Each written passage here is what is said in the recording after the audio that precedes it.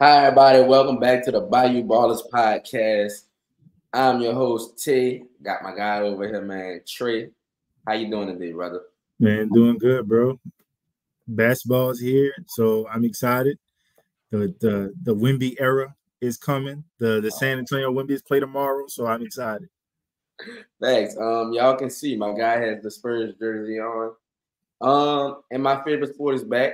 NBA is my favorite sport. I prefer that over the NFL, but still love for both sports. And we're gonna hop into some things because we didn't have a show last week. Kind of schedules conflicted, but we got to catch up on a lot of things because a lot of things has happened, and we're gonna have to do a separate episode on our Saints, brother, because man, we didn't get that news the day after that Thursday night game. Oh, that's why we didn't get the show. I went to the game. That's why the show was. So we're gonna get into the Saints, man. We might gotta go live for that since y'all be loving when we go live with the Saints. So, but we're gonna get into some NBA news and a little bit of NFL news as well. So NBA tipped off last night. Celtics just demolished the New Knicks. Of course, they traded Julius Randle and Dante DiVincenzo for Cat, and they also traded Mikal Bridges. Yeah, traded for Mikal Bridges. Traded for him, yep. 5 first-round picks. Yep, traded for Mikal Bridges. And if you want to throw in the OG trade last year in December, so fairly got a new basically starting squad.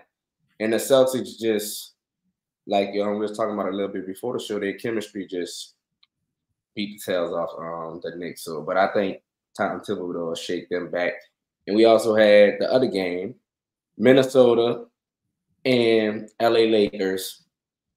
Same thing. It's ironic on the two teams who traded for players they played on the first game. So Randall with Minnesota, Dante DiVincenzo with Minnesota. They didn't have really outstanding games. It was pretty blah for them too. But we'll see how this trade works out. Before we get to the opening night, what did you think of the trade? Because we didn't really cover that either. Yeah, man. The Cat trade I really didn't understand from the Timberwolves standpoint. I felt like you guys were just making it to the Western Conference Finals, having a chance to go to the NBA Finals. Yep. Why break up that core? And I felt like Cat was such a big part of what they did, and it made life easy for Anthony Edwards. It helps having a big that can stretch the floor when you're more of a slashing guard and want to put a lot of pressure on the rim. And you get Dante DiVincenzo in the trade, which is pretty good. They needed a backup guard, but you also get Julius Randle, who doesn't really stretch the floor, really needs the ball in his hands, isn't somebody that the defense has to account for from the three. So it was kind of weird seeing that happen for the Minnesota Timberwolves. For the Knicks, I liked it in that I felt like one of the things that they were missing last year was a guy that could get, I guess you can call it, easy buckets for them, but also create opportunities to where, you can space the floor and let Jalen Brunson, Josh Hart, guys that like to get to the basket a little bit more, give them a little bit more room to operate. So I do think the Knicks will be better off for it just because I believe Cat creates a positive for them, whereas I feel like Minnesota trading Cat creates a void for them given the roster that they have right now. I can agree on that because with saying that, with Randall swapping for Cat, even though Cat is, I think, is more versatile defender. He can defend 4 and 5. Randall can surely defend some 5s, but in that series, why they kind of beat the Nuggets was the Gobert and Cat. When Gobert goes out, Cat can slide down and check him because Cat has size. He's wide. He's not just 7 feet. He has some weight on him as well. So that was pretty effective, man. Nas Reed stayed at that power forward spot, but now it's like basically both or two power forwards because Nas Reed is undersized. We saw when he was on Jokic, it was a mismatch. So I think that's gonna hurt the Timberwolves defense a little bit. So I think the Knicks fared out well in that trade. They got a difference maker who can go get buckets on the block. Even though Cat doesn't live on the block, he can get buckets with that mid-range fadeaway drop step. They just added another layer to their offense, and that's gonna spread the floor out for those guys. like Brunson with that pick and roll when he's ice on. They're gonna have 4 shooters out there next to him. Harden's not that great of a shooter, but he's a great corner shooter. Mikal Bridges, we don't know what's going on with his new jumper, but hopefully it goes in. He was 7 for 13 last night, and OG is a good shooter as well. So, what did you think about? Let's get it out the way now. Bronny and LeBron on the court together. It's cool. I mean, it is for the moment. I mean, you know, a guy who's given everything to the NBA for 20 years, having an opportunity to still be playing at such a high level that he's able to play with his son. We know all the dynamics that went into that being a possibility, but nevertheless, it's happened, and it was good to see them on the court together. Even better to see Bronny only play 3 minutes because we weren't trying to see it get out of hand. I think they did what needed to be done. Bronny got his run. What's going to be interesting is if he gets playing time throughout the season, or was this kind of like a one-time thing? Because I'll tell you this: if I'm Jalen Hood Safino, I'm pissed right now. I was the first round pick last year. I can't get no run. So I'm gonna say this about that. I don't believe Bronny's going to get any consistent run unless it's blowouts. But Jalen Hood Safino was pretty bad last year when he did get run. And he was in the G League. He was fine in the G League. And then he got hurt. So he was hurt pretty much this whole offseason. Couldn't really play in the summer league again. But Jalen Hood Safino, he's a solid player. He just doesn't have a jumper, and his jumper is far. He looks lost out there. So we'll see. But I don't think Bronny's going to get any consistent minutes. That's why I think JJ Redick got it out the way real quick, so it wouldn't be a story going on through the year. And speaking of that, I know we didn't have this on the line, but how did you feel about JJ Redick? If it's coached out, if you caught anything stood out to you? Not to me. I mean, everybody was acting like, "Oh my God, like he's doing so much better than Darvingham already," and I'm like, "It's game one." Like, you know, bro, we've been waiting. But I will say this. One thing that did stand out was that they didn't get Anthony Davis fatigue. And what I mean by that is if he's playing dominant, keep giving him the ball. Don't just say, well, we've been using him too much. Let's try to go use other people. No. If it's his night, and I feel like most nights are going to be his night, keep it going. And that's one thing that I liked what JJ did was keep feeding Anthony Davis. I do think he's still trying to figure out his guard rotation because I just don't know if the Lakers truly have the guard play that they want to get them to where they want to be. And so that's going to be something interesting to watch throughout the season, especially with JJ being a guard himself. The way he used Dalton Connect. I don't think that young man is going to be playing off the bench by the end of the year. I think he's going to find his way into the starting lineup just because of what he brings as a floor spacer, but also he can do some things with the ball in his hands as well. And what he can bring is a perimeter scorer. And so he'll kind of be that default, I guess, big guard.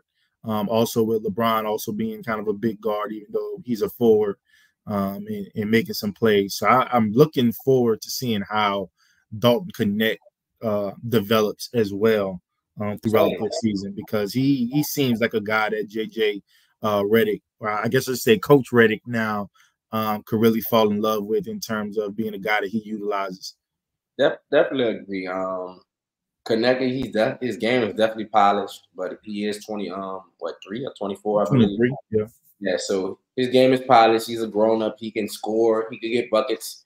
And I think him and Max Christie are going to be very vital for them at that 2 and 3 spot, whichever one plays what. 2 young guys right there, and also Reeves. But Reeves been moving a little bit. But Max Christie and Dalton Connect, they have a spot they can really fill with Jared Vanderbilt out right now. So they should take advantage of that. One thing I didn't see in this game, Rob Dillingham, the 8 it up for him, and they didn't play him. And shout out to the Spurs, baby. Shout out to the Spurs with that trade. I tell you that much. Man, they did not play Rob Dillingham, and I think he could have really helped with them getting some offense started for them. Didn't Conley have a donut? I think so. He played bad. Let me put up his stats. He didn't play good at all. I'm pretty sure he had a donut. And for me, those are the things that can't happen. It almost reminds me of like the Spurs when they had some of the young guys, but they still had some veterans over them, and the veterans weren't really. He had 5, so but I think he was spoiled for a good part of the game, right? 1-7, yeah. Okay. So look, I love Mike Conley, but I think at some point you guys start to take that vet role and letting a guy like Rob Dillingham like do his thing, especially because we know that Ant is still more of a slasher, and the more you can surround him with shooting, because Rob at this point in his career, he's not going to be the pass first guy. That's not what he's going to do. He can probably grow into that, but you want him to be aggressive as a scorer. And I think trying to play him and Ant a little bit more together is something they need to look at throughout the year. Because I don't understand, like, you're not built like that at the guard position opposite Ant for a lottery pick not to be getting run. Especially on this new look Timberwolves team. So we'll see. Agreed. And Nall plays more minutes than Mike Conley. He usually plays when Conley's struggling. Of course, he's going to pick him. Even when Conley's playing very well, their minutes are 1 and 1. So we might see a change at that starting position. If we might see Nall get in at that point guard spot, and we might see Rob Dillingham get some minutes off the bench. But I think we definitely going to see him play. Chris Finch just got that extension all season, so he has some decisions to make. We're going to move on to 2 stars who are already not playing, and that's Paul George and Joel Embiid. The NBA might investigate Joel Embiid based off the comments they were saying, like he's just going to be sitting out, basically just sitting out games, like that. And the only way that I'm about to say NFL, the NBA can get control of this, bro, is you can't pay them for the games they sit. That's it. Help the games. That's the only way. If the fines ain't gonna work because they still getting their money, but the only way you affect them is the money. And I don't lobby for taking people money, but bro, if you're not gonna play the games, what sense does it make? Like the season is 82 games. Granted, boom, you're already missing 10 for rest. Now we're going to miss another 10 in building the injuries. I'm talking about Embiid right here. Because he's going to have some knick-knack injuries that's going to keep him out here. And that no back-to-backs. He already clarified that. So that's about 8 games right there. So I don't know, man. That stuff like this just pissed me off. Because I started like around 4, 5. And I ain't that. So But man, like I'll start with the Embiid thing because we haven't even heard anything about him getting the injury, and then knowing that he played the whole Olympics pretty much. And so that's something that if I'm the Philadelphia 76ers, I'm a little bit ticked off about, because why aren't you ready for the regular season? Exactly. And you kind of mentioned him saying, oh man, I'm getting old and I can't do the back-to-backs. And we've seen guys like, David Robinson, Tim Duncan. Hell, we've even seen LeBron James at his age still playing back-to-backs if he can, like not taking rest days. And that's ridiculous that that's become the standard of the NBA today. The guys want it easy. And my thing is, they've been resting you as much as they can for years. And guess what? By the time we get to postseason, you're still fragile. You still can't finish a first-round series without something bothering you. So maybe you should probably try to switch it up because clearly the resting on the back-to-backs and missing the start of season and having to play yourself into shape the first month of the season to really get ready. At some point, you got to make the change. But these guys don't want to make the change. To your point, there's no incentive for them to change. There's no penalty for them missing games. They have guaranteed contracts. So whether they play or not, they're going to get paid. They still get the same paycheck. And it's starting to get out of hand. And at least with Paul George, I would say it's just one of those things where it's unfortunate. Like I saw his injury when he hyperextended his knee. Like it was just a freak injury. It was just a freak accident. And those things happen. And I feel like, people are going to try to apply that to Paul George's career of sometimes being unavailable. But he played, if I'm not mistaken, 70-something games last year. So he, for the most part, has been available for his team, especially with the Los Angeles Clippers. Just had a few injury-riddled seasons here and there. But you're hoping. I think he's going to be out maybe the first 5 games or something like that, and he'll be back. They're more so being precautionary with him. But I wasn't too high on this marriage anyway, because you have 2 of your 3 players really don't step up in the playoffs when you need them the most, whether that's due to injury or just performance. And then Tyrese Maxey is just still fairly green. I think he's growing his role, and I felt like you're hindering his development now. So I think he was attempting to be that number 2 1A guy for Joel Embiid, the way you He's see still going to be that. the way you see Jamal Murray is for Jokic. But now you bring in a guy with the pedigree of a Paul George, with the paycheck of a Paul George, and how does that work? Because Paul George isn't a third option. Like, he's never been that. He's always been, honestly, I don't know if he's ever been a second option. Because even with the Clippers, Kawhi was unavailable as all the time, so he still was the first option.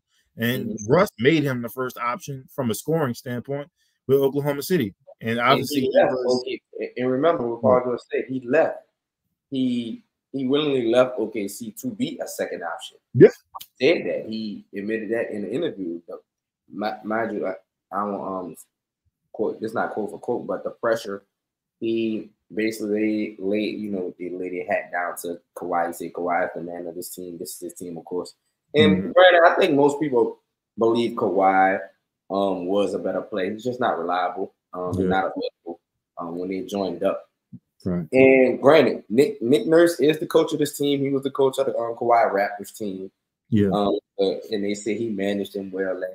Man, Kawhi was falling apart during that playoff run. I don't know if people remember that. They might got selective memory because they won the championship. But he was about to be gone with KD during that finals. Like Kawhi was living the last 2 seasons. Yeah. So saying he managed it, he got there on his last leg. Yeah. I ain't taking no championship. Literally. I ain't taking no championship away from Kawhi, but they damn near lost with KD gone. Man. But it's just so unfortunate, just kind of back to the 76ers, man. Just so unfortunate. I think there was a lot of excitement with Paul George coming in, and like your best players out when Joel Embiid is out again. And to be quite honest with you, you don't truly even know what's wrong with him. And you're only going to be as good as you are with him on the floor and playing well.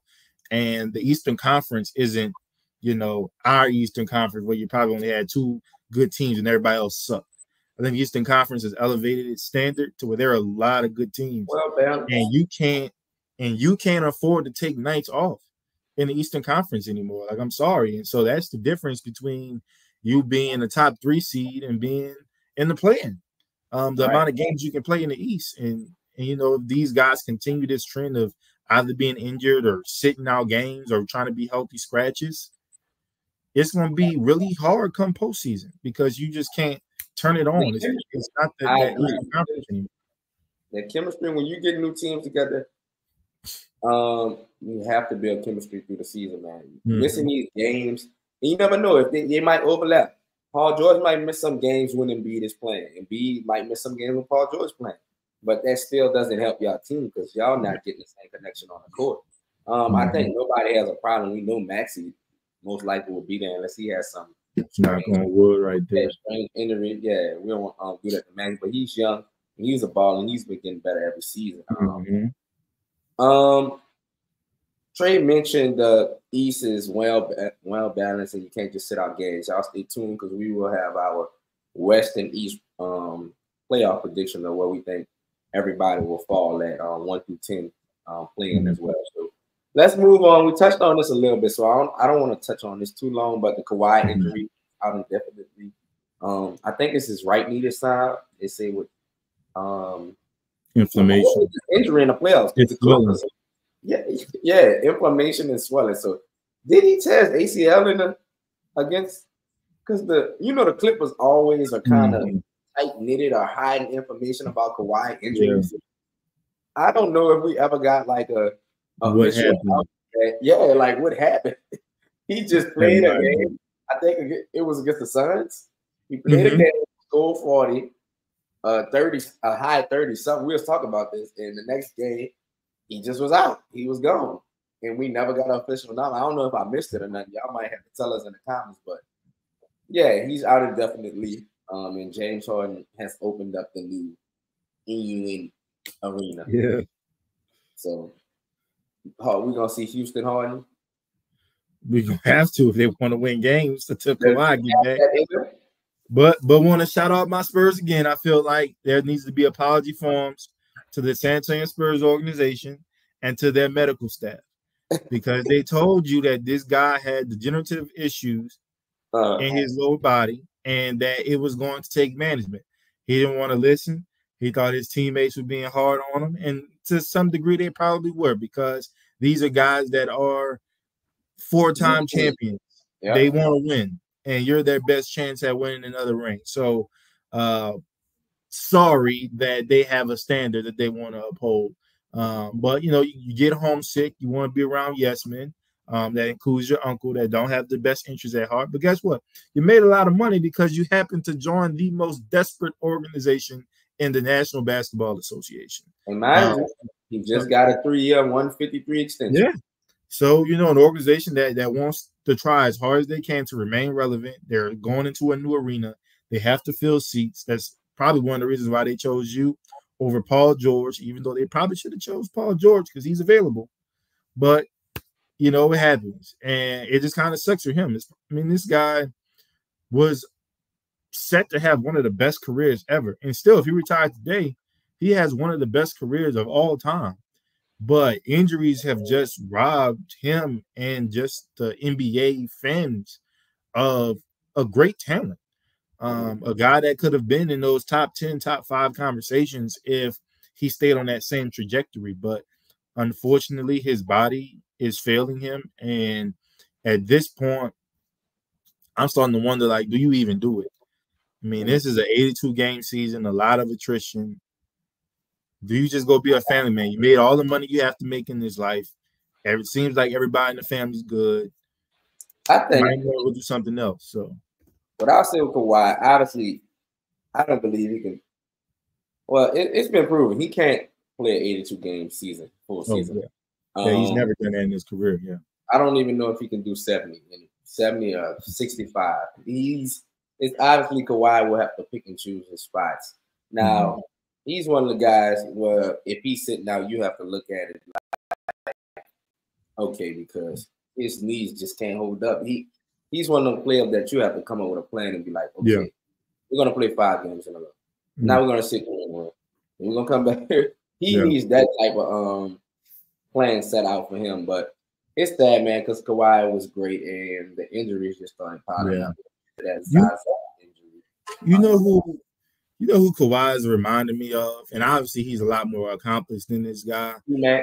But he's almost reminding me about Brandon Roy. You saw the talent, and when the guy played, he was electric. And then it was just be an injury that just ruins it all.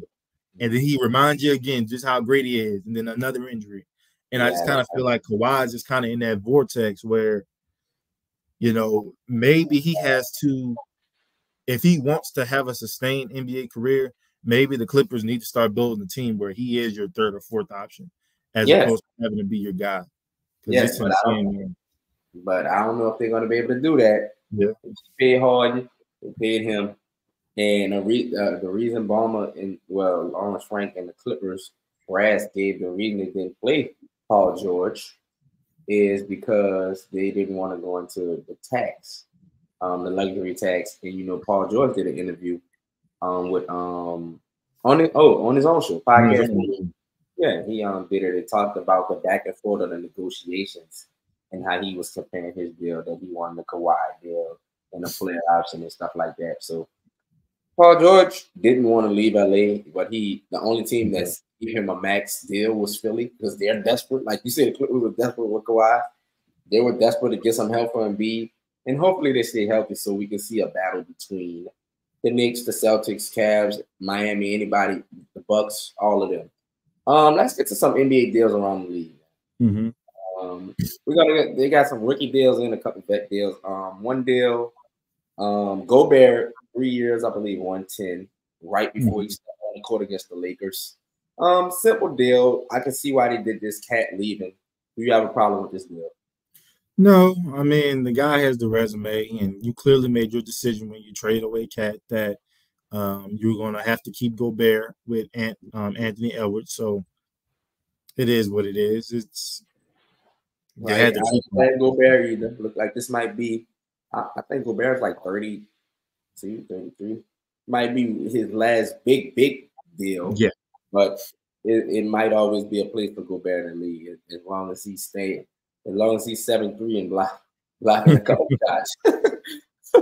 But let's get to Houston. They locked up both of their young guys, Mm-hmm. Jalen and Şengün. Şengün got 5 years, 180. Jalen Green went the historic route with the first 2+1 deal for a rookie, and he got 2 years, 3 years, 105, I believe, with a plus one. So he can go back in free agency when he's 24 and be eligible for, I believe, $240 million deal. So smart by him if he plays well. If not, it might be a little tragic. So, what's your thoughts on Houston locking up these guys? But I was surprised they kept both of them. But like hearing the deals, that makes a little sense. It's clearly that Şengün is the guy that they probably value more in the organization. And when you understand that they signed Fred VanVleet to a big contract last offseason, they drafted a guard with the 3rd or 4th overall pick this year. Jalen may be that guy that's the odd man out, and it being more of a truly a 2-year extension. It has 3 years on the value. That seems like a very tradable contract in today's NBA. And so if they ever get in a position where they feel like they have to move on from him, that's a contract that I think a team that's looking for a lead guard, with some potential might take that chance. So it just kind of shows that, they like their core. They want to keep guys together to see what they can do because they were one of the better teams down the stretch last year, almost making a play-in spot. So I guess they're trying to see, okay, if we take that momentum from last year 2 of Ime Udoka, we can push things, see where we are. That may be good. But if we feel like we need to redirect somewhere, Jalen's probably that guy that can do that for us. Jalen had a great second half of the season to finish the season after the All-Star break. Him in Houston, I think it was on like what, 11 games or something win streak. Yeah, like 11 or 12, something like that. He caught the Warriors for a second, I believe, to take the 10th spot, but eventually they lost to the Warriors and fell, dropped a couple games at the end. But Fred VanVleet is a VanVleet. All right. He's a free agent. He's a free agent this year. So they signed him to that big deal last year, but remember that he has a team option. So that's why they gave him that big giant deal that was like, I believe, 3 years, $90 million, but it was a team option. So that's a flexible deal for Houston. Depending on how Reed Shepherd plays from Kentucky, if he's NBA ready. And they have a bunch of young guys. They have Cam Whitmore, Tyreek Eason, the twin Thompson. I forgot who the twin. I think it's a man. So they have and a vet they have over there that people don't really know is Steven Adams.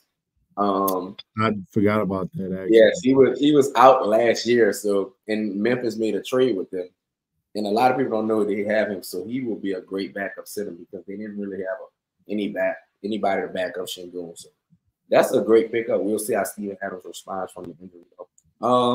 Let's get to some. We can do one more. We can do a vet deal. Aaron Gordon basically got a 3-year one.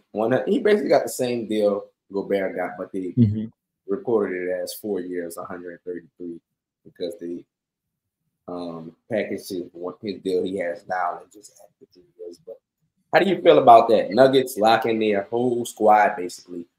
This is their. I'm gonna say this: if you got a little boy or a young man that's deciding what sport they want to play, and they're thinking they want to go to football, you need to take that football out their hand and put a basketball in there.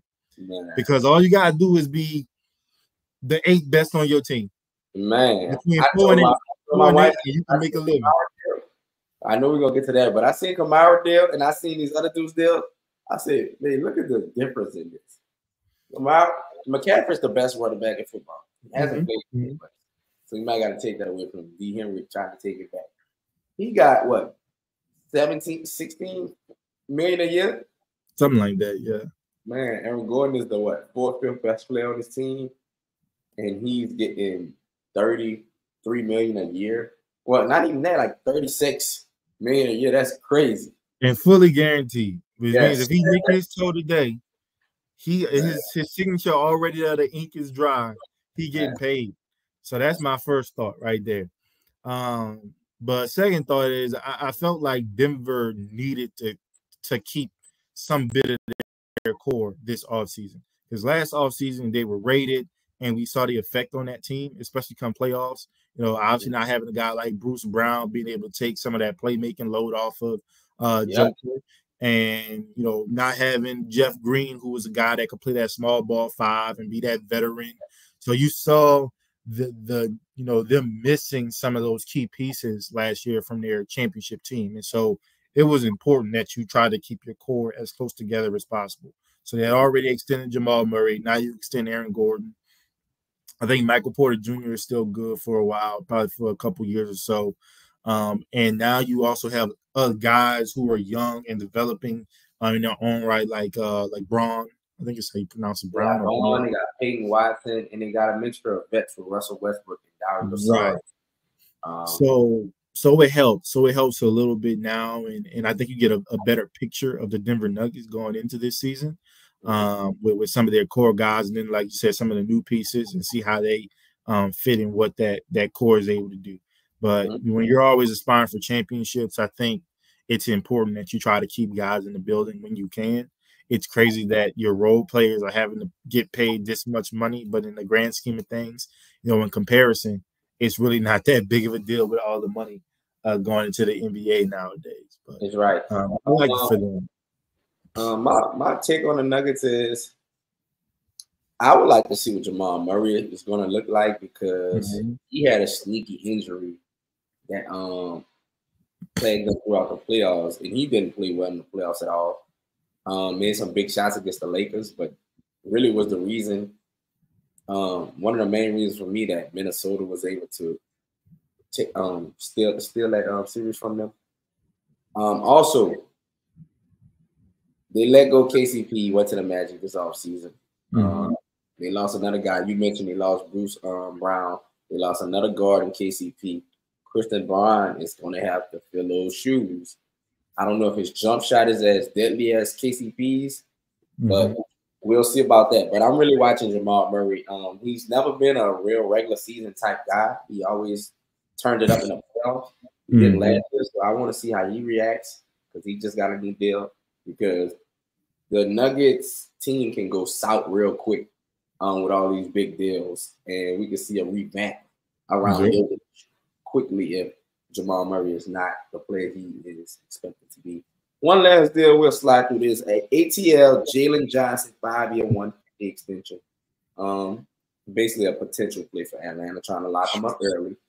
Had a great year last year, but it's definitely not 150 worthy for me. Not yet, but I get it. They're paying off potential. So, hey, any thoughts? Again, if your kid telling you they want to play football, knock it out of their hand and put a basketball in. Because a guy who, yes, was a first-round pick, but hasn't shown squat in the NBA up until this point, is about to get paid $30 million a year. He showed a little bit last year. A little bit. You know what happens to guys who show a little bit in the NFL? They go join the XFL. That's what happens to those guys. So, Jalen Johnson about to get paid $30 million a year for showing you essentially nothing. And you believing that he has the potential to be something with obviously John Collins out of the way, Clint Capella with a reduced role. So you're expecting him to take on a larger role. And also they drafted a guy at his position, which is kind of weird in itself. So we'll see how that pans out. Jalen Johnson, most improved. But, you know, I think also part of this is you don't know what's going on with the Trae Young sweepstakes. Like we have kind of cut the trade talk for another year up until this point, right? And at least for this year, I think. Real quiet. But we'll see if they're winning. Yeah. We ain't hearing nothing about it. If they're And if they're losing, winning, we won't hear, right? But if they're losing, you yeah. have to have one of your young guys be under, somebody you can, attempt to build around. And so I think Jalen is kind of that guy that, let's say they do trade a Trae Young and they need, somebody to try to build around for a little bit until they truly get their cornerstone. That could be Jalen Johnson. That's probably why you give him the money you give him. So it's good. I'm interested to see how the Hawks look, because it's almost like when they don't have expectations and they don't have, quote unquote top names on their roster or guys that you think are going to move the needle for them outside of Trae Young. That's probably when they've been their best as a team. And so, with Trae truly running the show, not having to figure out, am I going to get this other guard? In this case, it was DeJounte Murray. Am I going to get this other guard involved, or can I run the show? I think now he's kind of back to his role where he's most comfortable. And it's going to be interesting to see how the guys around him play. And Jalen Johnson is one of those guys that are expected to step up and play well off of Trae and do some good things for themselves. So if he can get into that, what John Collins used to be, make the corner three, be that pick and pop guy, be that guy that can catch the alleys from Trae Young in a pick and roll when Clint Capella's not in the game. Maybe we can see a resurgence of Jalen Johnson. It remains to be seen. Just got a live tweet from Shams. Okay. So Kawhi Leonard will be missing weeks. That was his quote. Okay, weeks. Okay, it's better than months. So, what you say? See him in March? I say it's better than months, but hell, we might see him in March. No one else we might see him in March. You never know what weeks mean. I might be 20 weeks. Okay, let's get to a couple NFL quick transactions, knock these out because we know I gotta go get baby. We're gonna go with the Hopkins trade to Kansas City. 5th round pick, could be a 4th round pick if the Chiefs make the Super Bowl, which is really a good bet on most years. So, never know. So, do you like this move for the Chiefs? Juju is out, Rasheed is out, Hollywood Brown is out. Yeah, I mean, yes, I love it for the Chiefs. I just don't understand why the rest of the league want to help them. Why can't the NFL treat the Kansas City Chiefs the way the NBA treats the Golden State Warriors? Man, or the Los Angeles Lakers for that matter. Like, look, you can't though. Not to cut you off, but you can't. They don't spend a lot of money on that's nobody. True. Ain't like they got a top team. Ain't like they got Moss with Brady. Yeah, but here's the thing. Y'all probably have one of the worst rosters in terms of how you playing. Patrick Mahomes is having the worst start of his career right now, and they still undefeated. I go to some dudes that work at Rouse's. Why nobody throwing the Saints a lifeline? You saw what they rolling out at wide receiver. Why they can have a lifeline? You going to throw a lifeline to the defending 2-time champions? Hell no, y'all got to get out the mud, man. But hating aside, it gives another kind of tough contested catch guy for Mahomes to work with, and I think it's going to free Xavier Worthy up even a little bit more, because I feel like with a lot of the wide receiver injuries, there's been more attention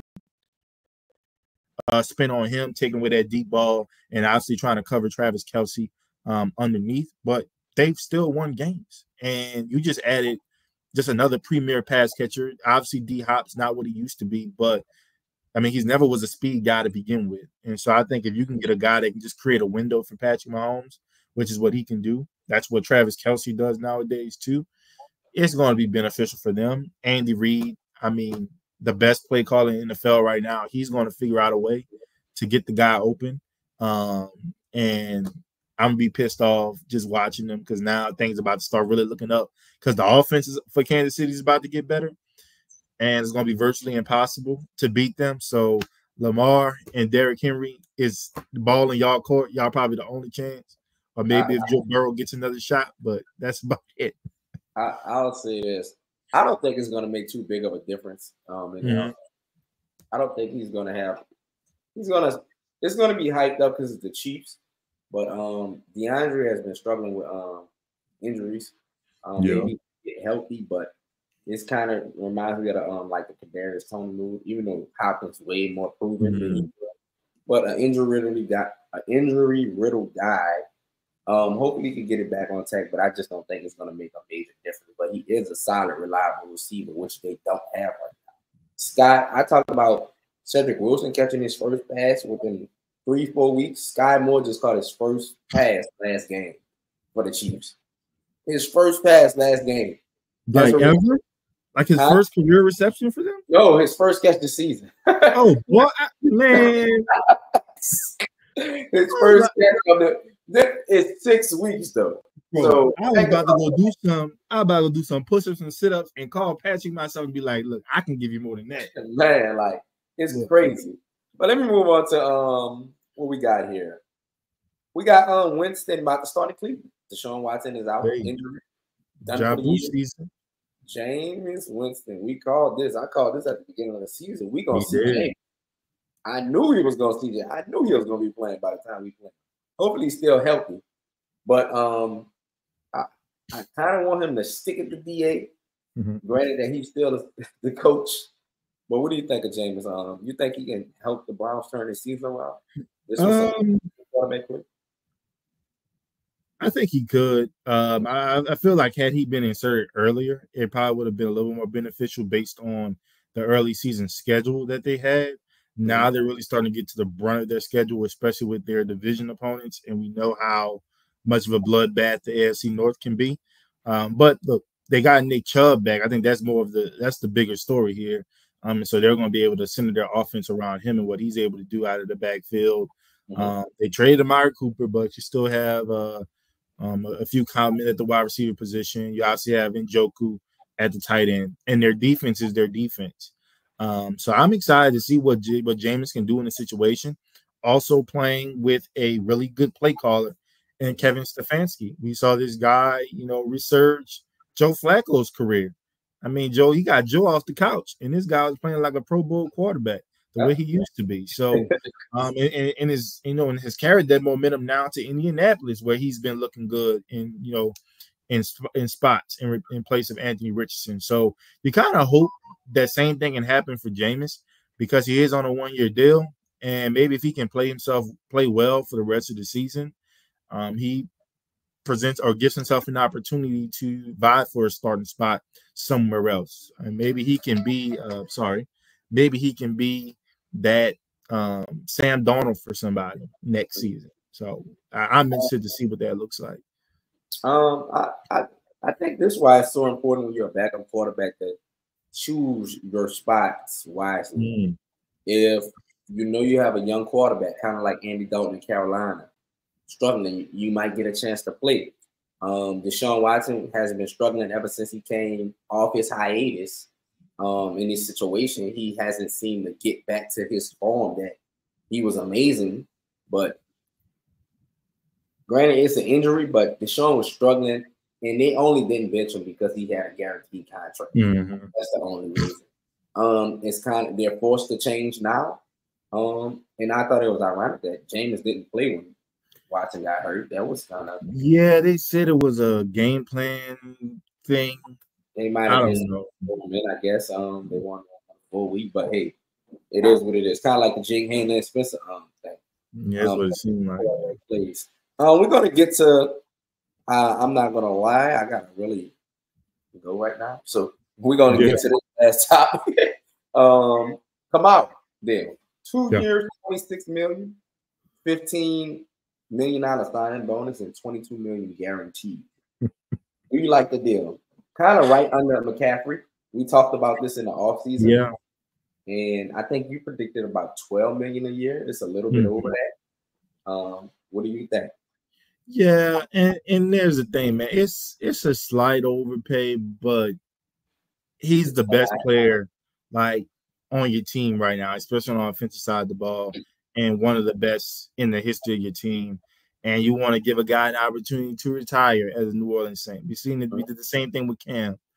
But it almost felt like we were so close to embracing the rebuild.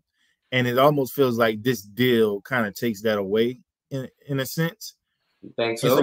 So it's bittersweet, but with Alvin Kamara, and especially signing to a 2-year extension, he's not about to sign up for a rebuild. I feel like they're going to still keep trying to push things down the pike and say, hey, we still have a chance to win the division, chance to compete for titles and that type of thing, where it felt like we were moving in the direction with Spencer Rattler getting some reps. And we saw Kendra Miller, your guy, in limited snaps, average 6 yards per carry. You look good, huh? Yeah, but we'll see if we get him past 10. Is his engine light gonna come on? And here's the thing, man. Like, we seen Derrick Henry do what he's doing, getting paid $8 million a year, and he's the best running back in football right now. Yeah. And everybody's saying, well, yeah, and AK struggled these past few weeks, and everybody's like, oh, well, it's the offensive line, that type of thing. And I'm like, yeah, but Derrick Henry played behind the worst offensive line in football last year, still led the league in rushing. We don't care. We don't say anything about the offensive line when Seven's carrying the ball. So what am I supposed to do with that? You know? So hopefully this is good. He's been playing through a number of injuries, broken ribs, now has a broken hand. So we just paid a guy $12 million that's shown that he's dealing with injuries. I think we paid Kamara because he's dealing with the injuries and everything. Sure, honestly. Yeah. He's been drafted with us. He's been here his whole 8 years of his career. And I think they basically gave him a payment like, hey, I know it ain't going how it's supposed to. But, here you go. I'm sorry we gave you a hard time. I'm sorry we gave you a hard time in the off season. We should have gave you the deal with that so you wouldn't have been mad at us. But, hey, we didn't know we was going to be 2-5. So here you go. And he did debunk a couple trade rumors on Twitter. So that's kind of good to see and not good to see bittersweet. Because I would like Kamara to retire at Saint, but I also would like him to get a chance to go out somewhere else and have that Christian McCaffrey type impact. And you can see how great he is. But other than that, I ain't gonna lie, y'all gotta fly. Hopefully we can have another show this week, brother, if you're available. Because we do have to get into our predictions and touch on the Saints more in depth than Dennis Allen. But this is the Bayou Ballers Podcast. Any last words for our brother? Nah, man. Just sorry we had a little bit of a break, but we're back, man, and we appreciate doing this. So make sure y'all like, subscribe, follow the channel. Always feel free to comment everything, man. Keep up with us on Twitter. We always talking sports. And especially because the NBA is here, we really gonna be talking a whole lot more because that's our league that we love the most. So, keep us honest, keep supporting us. We appreciate it all. Yes, sir. Bayou Ballers Podcast. Hopefully, we see y'all again in the upcoming days. We out.